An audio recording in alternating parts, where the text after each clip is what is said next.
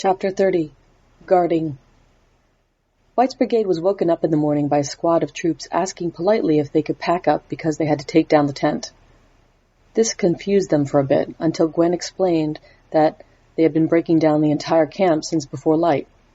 So Delta and Gwen got their stuff together while Zipper went and fetched their cart and donkeys from the stable. There were a number of other carts staged in the big central area that were being loaded up with all the mobile parts of the camp. To Zipper's relief, the kitchen was still serving, although just bundled up stuff to go. They stood for a while eating some sort of leftover concoction on bread. "Glad to see you up finally," said a voice. Major Canny had come up to them. Delta gave her a respectful nod rather than a salute, as her hands were full. "Good morning. Are we moving out?" "Yes," she said. "This is where your guard duty starts." "Fair enough," said Delta. "What position do you want us in?" "We'll put you on point," she said. "We're not expecting trouble, and I don't think you want to be shepherding these stragglers in the back.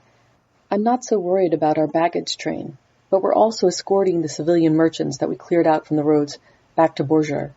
So, I'll take the rear and make the executive decisions about who to ball out and the most. I'll send signals up if I need you to slow down. Understood?" "Yes, sir," said Delta. "But unless you're going to use runners, I'll need a brief on your horn signals." "I'll send a corporal to go over the basics," she said, nodding. "When you've licked the grease off of your hands, take your wagon down to the road. There will be a caravan of the merchants coming up from the Chuchel. Have them wait there. I'll organize the slot in the lane. And when everyone is ready to pull together, we'll set out. Any questions?" "No, sir. Seems light duty," said Delta. "Let's hope so," said the major, and moved off. After finishing up and stowing their gear, Zipper begged a helmet full of scraps from the kitchen for Johnston and put them in the back of the wagon. They moved out to the lane, facing the direction of Bourges. While they waited, they puttered around, putting things in order and rigging up their additional storage. "They must be moving towards Metz," said Delta. "Otherwise, they wouldn't be moving the baggage train in that direction." "Maybe they've boated onto the lake and up the river to Metz," said Zipper. Delta shook her head. "No one has moved a military across the water since that disastrous attempt to invade the Elven Islands way back when." "Well, it would be unique and unexpected," said Zipper. "That seems their style." "True," thought Delta, "although getting enough ships might be hard." "Maybe he's had orcs building them over in Bright for him," said Zipper. Delta's mind boggled at the concept. That's a scary idea. If he can get orcs to build boats, he can get just about anything.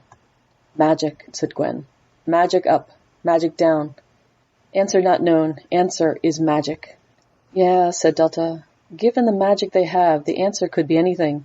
No point speculating." Carts and wagons had started lining up in the lane, and in the distance they saw more making their way up the lane to Tuchel. "Looks like the party is here," said Zipper. Major Canny turned up, giving a critical look at the civilians, and waved the mercenaries into motion. Zipper snapped the reins, and the donkeys set off on their own place. Wagons lurched into motion behind them as those in the lane started up and then paced themselves behind them. The day passed trivially. For most part, the forest was thick, and Gwen chatted with them. They were down to non-critical words, which was harder since they were seldom literal, and they didn't always have something at hand. Goblin grammar was quite different from what they were used to.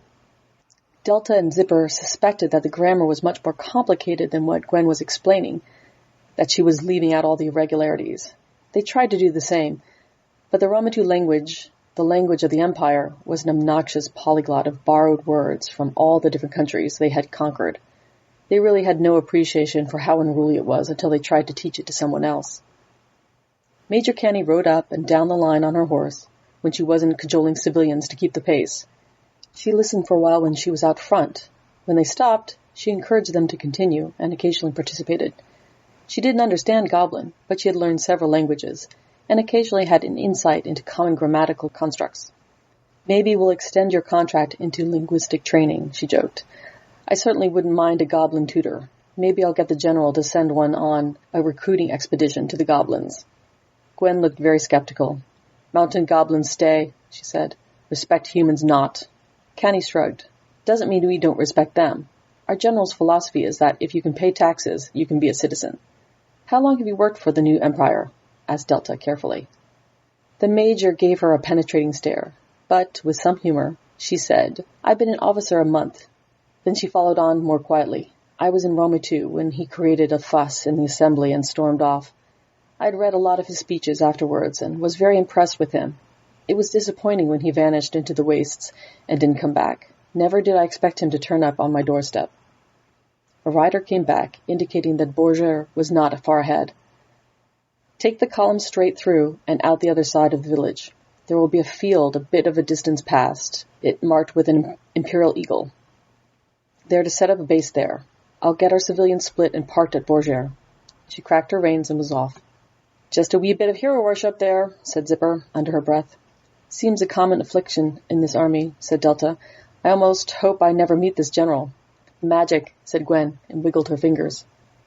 The sun was nearly down when they hit Bourges. A squad of troops came forward to encourage the locals back and let the army pass through. They could see fear and uncertainty in their eyes, but it was notable that they were out, straining to see rather than cowering behind shuttered windows. The shadows were lengthening by the time they got to the field. Some sort of order went out, and a few bright lights, much like the signal they had seen at Banbury Tower, went up and lit up the area. Zipper and Delta helped where they could, setting up a tent after tent in long rows. More and more kept being unloaded from the wagons. How big is their army? Said Zipper. It was well after sunset, and they were still putting up tents. This does seem a bit excessive, said Delta. Maybe it's another ruse, to make them seem bigger than they are. By the time the last ones were up, Cook had plenty of meals set out for the mess tent, which was easily 3 times the size it had been at the previous camp. They also noticed that there were many more supplies being set out, and not just of stacked for storage, but being set out for preparation. It was very puzzling. At least until the morning, when the first refugees began to arrive. They came down the road from Metzra, some in wagons, some carrying packs. Many had been walking through the night. They were at first distressed to find an army between them and what they thought would be safety, in Bourges. But unarmed troops met them and directing them to tents and food. There were very few questions after that. The news they had was scattered. Metzra was being attacked, but the details were vague. Most just knew that there was fighting in the street, and those that couldn't get behind the walls decided to get out of there. They hadn't stayed to see which side was winning. Major Connie snagged them early. Ready for today's duty? She asked. We've taken the shilling, said Delta. Good, said Connie. The tabards are good. Leave them on. Take your poles. I want you to walk up and down the road from here to Metzra, as far as is reasonable, and back. Let people know that there is food and shelter ahead, but mostly keep the peace. Discourage looting. Help those in distress. Keep an eye out for brigands and others taking advantage of the situation. She smiled. Guard them. Understood? I understand the orders, said Delta. It's somewhat unconventional, but I'm not disagreeing. This is a civil war, not a conquest, said Connie. We wish them to be our subjects, not our chattel. Treat them as such. Yes, sir, said Delta, and saluted. She and Zipper started down the road, poles propped over their shoulders. They let people know that there was no harm. Space had been made for them in Bourges and that it was not far ahead. They suggested, very politely, that those with carts consider taking on those exhausted from walking, since it was only a little further. The fact that the two were armored and had weapons made them very persuasive. Unconventional my left eyeball, said Zipper. This is just crazy. I mean, don't get me wrong. I'm not saying I prefer the weeping, wailing, innocent bloodshed and burnt crops that normally come with war. But people have always needed to do those things in order to win. These people's ambitions are so far outside their grasp. How can they afford to be this magnanimous? Delta pondered in silence for a while. I wonder, she said eventually, just because it's always been done, does it mean that it always has to be? Much of the pillaging was for the victor, and how much it was for the victory. She gestured around her. This invading army may be the cause of their displacement, but it's also going to feed and shelter them tonight. People have really short memories. It may be there's more to a war than just stabbing people. Zipper walked ahead for a while as they approached the next clump of refugees. This guy is either really stupid or really clever. Either way, he's either too stupid or too clever for me to work out.